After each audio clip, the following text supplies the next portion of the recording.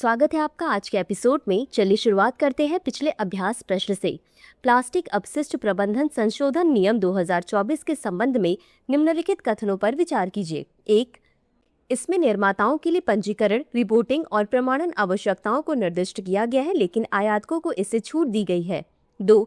इसमें बायोडिग्रेडेबल और compostable plastic के लिए प्रमाणन अनिवार्य किया गया है तथा उपभोक्ता पूर्व प्लास्टिक कचरे की रिपोर्टिंग की आवश्यकता निर्धारित की गई है।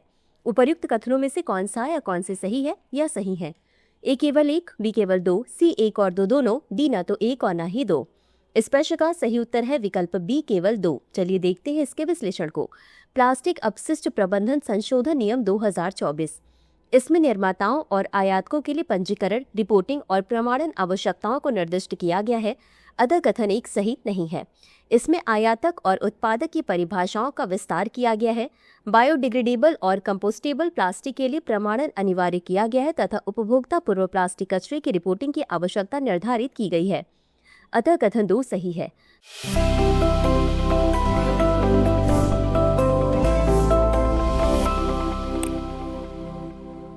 तो चलिए शुरुआत करते हैं आज के एपिसोड की पहले प्रश्न से। G7 के संदर्भ में निम्नलिखित कथनों पर विचार कीजिए। 1. G7 के सदस्यों ने 50वें G7 शिखर सम्मेलन के दौरान G7 PGII वैश्विक अवसंरचना और निवेश के लिए साझेदारी पहल को बढ़ावा देने का निर्णय लिया है। 2. भारत मध्य पूर्व यूरोप आर्थिक गलियारा इटली में आयोजित G7 शिखर सम्मेलन के दौरान की गई एक पहल है। 3. G7 ने मध्य अफ्रीका में लोबिटो कॉरिडोर, लुजोन कॉरिडोर और मिडल कॉरिडोर पर विरोध व्यक्त किया। उपर्युक्त कथनों में से कितने सही है? ए केवल 1, बी केवल 2, सी सभी तीनों, डी कोई भी नहीं। इस प्रश्न का सही उत्तर है विकल्प ए केवल 1। चलिए देखते हैं इसके विश्लेषण को। G7 विश्व की सबसे विकसित और उन्नत अर्थव्यवस्थाओं का समूह है, अर्थात France, Germany, Italy, United kingdom, Japan, संयुक्त राज्य अमेरिका और कनाडा। G7 के सदस्यों ने 50वें G7 शिखर सम्मेलन में G7 PGII या वैश्विक अवसंरचना और निवेश हेतु साझेदारी पहल को बढ़ावा देने का फैसला किया है, अतः कथन 1 सही है। भारत मध्य पूर्व यूरोप आर्थिक गलियारा परियोजना पर नई दिल्ली में G20 शिखर सम्मेलन में हस्ताक्षर किए गए, जो भारत के लिए महत्वपूर्ण भू राजनीतिक और आर्थिक निहितार्थ रखता है, अतः कथन 2 सही नहीं है। G7 देश IMEC को बढ़ावा देने के लिए प्रतिबद्ध हैं। अपने 50वें शिखर सम्मेलन के दौरान G7 ने मध्य अफ्रीका में लोबिटो कॉरिडोर और लुजोन कॉरिडोर और मिडल कॉरिडोर के लिए समर्थन दिया, अतः कथन 3 सही नहीं है। अगला प्रश्न है, शिक्षा पर गठित आयोग या समितियों के संबंध में निम्नलिखित युग्मों पर विचार कीजिए, जिसमें एक तरफ शिक्षा पर गठित आयोग या समिति दी गई है और दूसरी तरफ उससे संबंधित स्थापना वर्ष दिया गया है।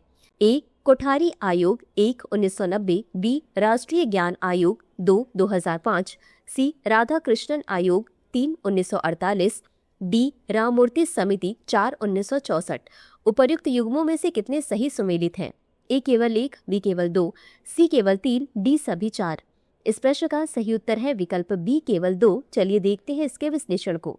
कोठारी आयोग वर्ष 1964 से 66 ने राष्ट्रीय एकीकरण और सांस्कृतिक आदान प्रदान को बढ़ावा देने के लिए राज्यों में एक समान शैक्षिक ढांचे के महत्व पर जोर दिया, अतः युग्म 1 सही सुमेलित नहीं है। राष्ट्रीय ज्ञान आयोग का गठन वर्ष 2005 में ज्ञान संबंधी संस्थानों और अवसंरचना में सुधार हेतु एक रूपरेखा तैयार करने हेतु किया गया था, ताकि भारत भविष्य की चुनौतियों का सामना करने में सक्षम हो सके, अतः युग्म 2 सही सुमेलित है। राधा कृष्णन आयोग, जिसे विश्वविद्यालय शिक्षा आयोग के नाम से भी जाना जाता है, को भारत में विश्वविद्यालय शिक्षा की स्थिति की जांच करने के लिए वर्ष 1948 में नियुक्त किया गया था। आयोग की अध्यक्षता डॉक्टर सर्वपल्ली राधाकृष्णन ने की थी, जो बाद में भारत के दूसरे राष्ट्रपति बने, अतः युग्म 3 सही सुमेलित हैं। वर्ष 1990 में भारत सरकार ने राष्ट्रीय शिक्षा नीति 1986 की समीक्षा के लिए आचार्य राममूर्ति की अध्यक्षता में एक समिति की नियुक्ति की घोषणा की, अतः युग्म 4 सही सुमेलित नहीं है। अगला प्रश्न है, एथिलीन ग्लाइकॉल और डाई एथिलीन ग्लाइकॉल के संदर्भ में निम्नलिखित कथनों पर विचार कीजिए। 1. एथिलीन ग्लाइकॉल और डाई एथिलीन ग्लाइकॉल विषाक्त अल्कोहल हैं, जो स्वाद में कम मीठे होते हैं। 2. डाई एथिलीन ग्लाइकॉल और एथिलीन ग्लाइकॉल मिलावटी पदार्थ हैं, जिनका अवैध रूप से तरल औषधियों में सस्ते विलायक के विकल्प के रूप में उपयोग किया जाता है। उपर्युक्त कथनों में से कौन सा या कौन से सही है या सही है? ए केवल 1, बी केवल 2, सी 1 और 2 दोनों, डी ना तो 1 और ना ही 2। इस प्रश्न का सही उत्तर है विकल्प सी 1 और 2 दोनों। चलिए देखते हैं इसके विश्लेषण को। एथिलीन ग्लाइकॉल और डाई एथिलीन ग्लाइकॉल विषैले अल्कोहल हैं जिनका स्वाद थोड़ा मीठा होता है, अतः कथन एक सही है। डाई एथिलीन ग्लाइकॉल और एथिलीन ग्लाइकॉल मिलावटी पदार्थ हैं जिन्हें कभी कभी तरल औषधियों में विलायक के रूप में अवैध रूप से उपयोग किया जाता है।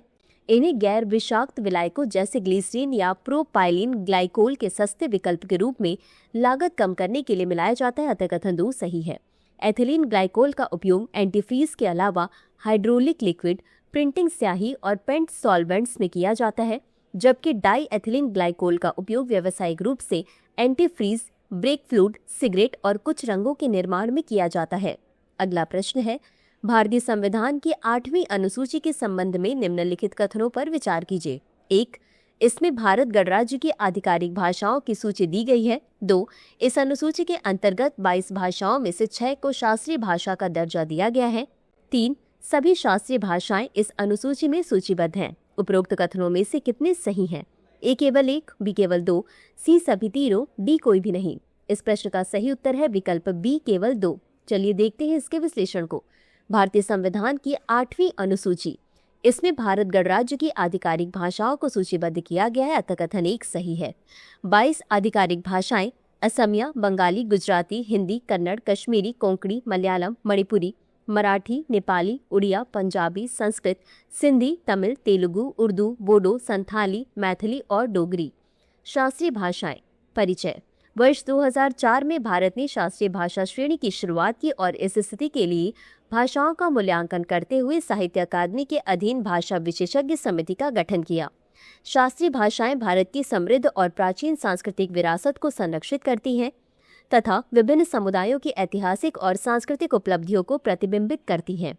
वर्तमान में भारतीय संविधान की 8वीं अनुसूची में 6 भाषाएं हैं जिन्हें भारत में शास्त्रीय भाषा का दर्जा प्राप्त है। तमिल वर्ष 2004, संस्कृत वर्ष 2005, कन्नड़ वर्ष 2008, तेलुगु वर्ष 2008, मलयालम वर्ष 2013 और उड़िया वर्ष 2014, अतः कथन 2 सही है। सभी शास्त्रीय भाषाएं संविधान की 8वीं अनुसूची में सूचीबद्ध नहीं है। भारत की शास्त्रीय भाषाएं तमिल, तेलुगु, मलयालम, कन्नड़, संस्कृत, उड़िया, मराठी, बंगाली, असमिया, पाली और प्राकृत है, अतः कथन 3 सही नहीं है। अगला प्रश्न है, निम्नलिखित कथनों पर विचार कीजिए। 1. मखाना बिहार का एक महत्वपूर्ण कृषि उत्पाद है जो विश्व के उत्पादन का 80% से अधिक है। 2. केंद्रीय बजट वर्ष 2025-26 में मखाना बोर्ड के गठन की घोषणा की गई है। 3. मिथिला मखाना को वर्ष 2022 में भौगोलिक संकेतक टैग प्राप्त हुआ। उपर्युक्त कथनों में से कितने सही हैं? ए केवल 1, बी केवल 2, सी सभी तीनों, डी कोई भी नहीं। इस प्रश्न का सही उत्तर है विकल्प सी सभी तीनों। चलिए देखते हैं इसके विश्लेषण को। मखाना बिहार का एक महत्वपूर्ण कृषि उत्पाद है जो विश्व के उत्पादन का 85% भाग है, अतः कथन 1 सही है। केंद्रीय बजट वर्ष 2025-26 में मखाना बोर्ड के गठन की घोषणा की गई है, अतः कथन 2 सही है। इससे मखानों के उत्पादन, प्रसंस्करण, मूल्य संवर्धन और विपणन को बढ़ावा मिलेगा। मिथिला मखाना को वर्ष 2022 में भौगोलिक संकेतक यानी जीआई टैग प्राप्त हुआ, अतः कथन 3 सही है। वस्तुओं का भौगोलिक सूचक, पंजीकरण और संरक्षण अधिनियम 1999 का उद्देश्य भारत में वस्तुओं से संबंधित भौगोलिक संकेतकों के पंजीकरण एवं बेहतर संरक्षण का प्रावधान करना है। अगला प्रश्न है, केंद्रीय बजट 2025-26 के संबंध में निम्नलिखित कथनों पर विचार कीजिए। 1. एमएसएमई क्रेडिट गारंटी योजना का विस्तार किया गया है जिसके तहत 5 वर्षों में 1.5 लाख करोड़ रुपए की अतिरिक्त ऋण सहायता प्रदान की जाएगी। 2. अटल टिंकरिंग लैब्स आगामी 5 वर्षों में सरकारी स्कूलों में स्थापित की जाएगी जिससे स्टेम शिक्षा और नवाचार को बढ़ावा मिलेगा। उपर्युक्त कथनों में से कौन सा या कौन से सही है? यह सही है। ए केवल 1, बी केवल 2, सी 1 और 2 दोनों, डी न तो 1 और न ही 2। इस प्रश्न का सही उत्तर है विकल्प सी 1 और 2 दोनों। चलिए देखते हैं इसके विश्लेषण को। केंद्रीय बजट वित्त मंत्री द्वारा प्रस्तुत केंद्रीय बजट 2025-26 आर्थिक विकास के लिए एक रणनीतिक रोड मैप की रूपरेखा प्रस्तुत करता है। यह विकासशील भारत के लक्ष्य को प्राप्त करने के लिए कृषि, सूक्ष्म, लघु और मध्यम उद्यम, निवेश, निर्यात, कराधान और सामाजिक विकास पर केंद्रित है। एमएसएमई क्रेडिट गारंटी योजना का विस्तार किया गया है जिसके तहत 5 वर्षों में 1.5 लाख करोड़ रुपए की अतिरिक्त ऋण सहायता प्रदान की जाएगी, अतः कथन 1 सही है। अटल टिंकरिंग लैब्स आगामी 5 वर्षों में सरकारी स्कूलों में स्थापित की जाएंगी जिससे स्टेम शिक्षा और नवाचार को बढ़ावा मिलेगा, अतः कथन 2 सही है। अगला प्रश्न है, राष्ट्रीय कृषि एवं ग्रामीण विकास बैंक के संबंध में निम्नलिखित कथनों पर विचार कीजिए। 1. यह बैंकिंग उद्योग का मार्गदर्शन करने के लिए जिला स्तर की ऋण योजनाएं तैयार करता है। 2. यह सरकारी बैंकों और क्षेत्रीय ग्रामीण बैंकों की निगरानी करता है ताकि उन्हें सुदृढ़ बैंकिंग प्रक्रियाओं के विकास में सहायता मिले और उन्हें कोर बैंकिंग सॉल्यूशन प्लेटफॉर्म से जोड़ा जा सके। उपर्युक्त कथनों में से कौन सा या कौन से सही है या सही है? ए केवल 1, बी केवल 2, सी 1 और 2 दोनों, डी न तो 1 और न ही 2। इस प्रश्न का सही उत्तर है विकल्प सी, 1 और 2 दोनों। चलिए देखते हैं इसके विश्लेषण को। राष्ट्रीय कृषि एवं ग्रामीण विकास बैंक पहल का उद्देश्य विशिष्ट लक्ष्य उन्मुख विभागों के माध्यम से एक सशक्त और वित्तीय रूप से समावेशी ग्रामीण भारत का निर्माण करना है, जिन्हें आमतौर पर 3 श्रेणियों में वर्गीकृत किया जा सकता है: वित्तीय, विकासात्मक और पर्यवेक्षण। यह इन लक्ष्यों को प्राप्त करने में बैंकिंग उद्योग को मार्गदर्शन और प्रेरित करने के लिए जिला स्तरीय ऋण योजनाएं तैयार करता है, अतः कथन 1 सही है। यह सहकारी बैंकों और क्षेत्रीय ग्रामीण बैंकों की निगरानी करता है, उन्हें अच्छी बैंकिंग प्रथाओं को विकसित करने और उन्हें कोर बैंकिंग समाधान सीबीएस प्लेटफॉर्म में एकीकृत करने में मदद करता है, अतः कथन 2 सही है। अगला प्रश्न है, केंद्रीय औषधि मानक नियंत्रण संगठन के संबंध में निम्नलिखित कथनों पर विचार कीजिए। 1. CDSCO चिकित्सा उपकरण उद्योग के लिए भारत का राष्ट्रीय नियामक प्राधिकरण है, जो औषधि एवं प्रसाधन सामग्री नियम 1945 के प्रावधानों द्वारा शासित है। 2. CDSCO देश में विशिष्ट महत्वपूर्ण दवाओं के लाइसेंस प्रदान करने के लिए पूर्ण रूप से जिम्मेदार है। उपर्युक्त कथनों में से कौन सा या कौन सी सही है या सही है? ए केवल 1, बी केवल 2, सी 1 और 2 दोनों, डी न तो 1 और न ही 2। इस प्रश्न का सही उत्तर है विकल्प ए केवल 1। चलिए देखते हैं इसके विश्लेषण को। केंद्रीय औषधि मानक नियंत्रण संगठन चिकित्सा उपकरण उद्योग के लिए भारत का राष्ट्रीय नियामक प्राधिकरण है, जो औषधि एवं प्रसाधन सामग्री नियम 1945 के प्रावधानों द्वारा शासित है, अतः कथन 1 सही है। औषधि एवं प्रसाधन सामग्री अधिनियम 1940 तथा औषधि एवं प्रसाधन सामग्री नियम 1945 में औषधियों एवं प्रसाधन सामग्री के विनियमन हेतु केंद्रीय एवं राज्य नियामकों को विभिन्न जिम्मेदारियां सौंपी गई हैं। यह औषधियों और प्रसाधनों को विनियमित करने के लिए अधिनियम और उसके नियमों के समान रूप से कार्यान्वयन का लक्ष्य रखता है, जिससे रोगियों की सुरक्षा, अधिकार और कल्याण सुनिश्चित किया जा सके। CDSCO राज्य नियामकों, राज्य औषधि नियंत्रण संगठनों के साथ मिलकर रक्त और रक्त उत्पादों, IV फ्लूइड्स, टीकों और सेरा सहित विशिष्ट महत्वपूर्ण औषधियों के लाइसेंस प्रदान करने के लिए जिम्मेदार है, अतः कथन 2 सही नहीं है। अगला प्रश्न है, जेनेटिक इंजीनियरिंग मूल्यांकन समिति के संबंध में निम्नलिखित कथनों पर विचार कीजिए। 1. आनुवांशिक रूप से संशोधित फसलों के पर्यावरणीय उपयोग हेतु जेनेटिक इंजीनियरिंग मूल्यांकन समिति की मंजूरी अनिवार्य नहीं है। 2. यह कृषि एवं किसान कल्याण मंत्रालय के अधीन कार्यरत है। उपर्युक्त कथनों में से कौन सा या कौन से सही है या सही है? ए केवल 1, बी केवल 2, सी 1 और 2 दोनों, डी न तो 1 और न ही 2। इस प्रश्न का सही उत्तर है विकल्प डी, न तो 1 और न ही 2। चलिए देखते हैं इसके विश्लेषण को। जेनेटिक इंजीनियरिंग मूल्यांकन समिति आनुवांशिक रूप से संशोधित फसलों के पर्यावरणीय विमोचन के लिए जेनेटिक इंजीनियरिंग मूल्यांकन समिति की मंजूरी अनिवार्य है, अतः कथन 1 सही नहीं है। यह पर्यावरण, वन और जलवायु परिवर्तन मंत्रालय के अधीन कार्य करता है, अतः कथन 2 सही नहीं है। समिति प्रायोगिक क्षेत्र परीक्षणों सहित आनुवांशिक रूप से संशोधित जीवों और उत्पादों को पर्यावरण में छोड़ने से संबंधित प्रस्तावों के मूल्यांकन के लिए भी जिम्मेदार है। इसकी अध्यक्षता पर्यावरण, वन एवं जलवायु परिवर्तन मंत्रालय के विशेष सचिव या अतिरिक्त सचिव करते हैं तथा सह अध्यक्षता जैव प्रौद्योगिकी विभाग के प्रतिनिधि करते हैं। तो चलिए अंत में देखते हैं आज के अभ्यास प्रश्न को।